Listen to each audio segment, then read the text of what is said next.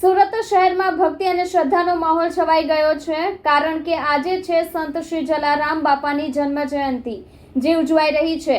અડાજણ સ્થિત જલારામ બાપા મંદિર ખાતે વહેલી સવારથી જ ભક્તોની ભારે ભીડ ઉમટી પડી હતી. ભક્તોએ દર્શન કરી પ્રસાદ ગ્રહણ કર્યો અને ભક્તિભાવથી માહોલ ગુંજી ઉઠ્યો હતો. શહેરના અડાજણ વિસ્તારમાં આવેલા જલારામ બાપા મંદિરમાં વહેલી સવારથી જ ભક્તોની ભીડ ઉમટી પડી હતી. ભક્તોએ બાપાના દર્શન કરી પ્રસાદ ગ્રહણ કર્યો, જેના ફળ સ્વરૂપે સમસ્ત વાતાવરણ ભક્તિમય બન્યું હતું.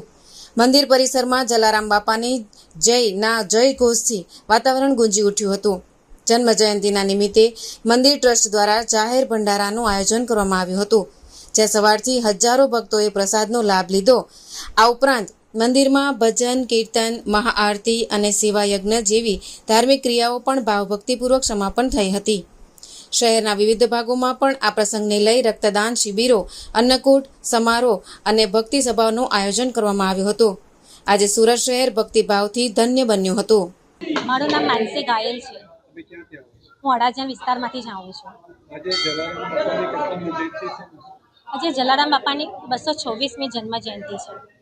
શું કહેશો, આજનો દિવસ કેટલો ખુશીનો અને કઈ રીતનું આયોજન થતું હોય છે આજના દિવસમાં? આજનો દિવસ અત્યંત ખુશીનો છે. ભક્તો માટે તો આશીર્વાદ લેવાનો અને કંઈક કરી બતાવવાનો દિવસ છે. જે ચાહે તે ઈચ્છા અહીંયા પૂરી થાય છે. ભગવાનનું નામ જપ કરો કે ભગવાનના મંદિરે દર ગુરુવારે આવો, બધી ધારેલી કામના, અટકેલા કામો આપણા પૂરા પાડે છે. સવારથી ભીડ છે અને મંદિરનો ઇતિહાસ શું છે? મંદિરનો અમે જ્યાં આજથી 28 વર્ષ પહેલાંથી મંદિર થયું છે. 34 વર્ષથી મંદિર છે ને લોકો દૂર દૂરથી, પહેલાં અમે સિટીમાં રહેતા હતા ત્યાંથી પણ અહીંયા દર્શન કરવા માટે આવતા હતા. દર ગુરુવાર ભરવાથી ભગવાન જલારામ બાપા મનોકામના બધી પૂરી પાડે છે. અને આજે વિના મૂલ્યે પ્રસાદીનું વિતરણ થાય છે.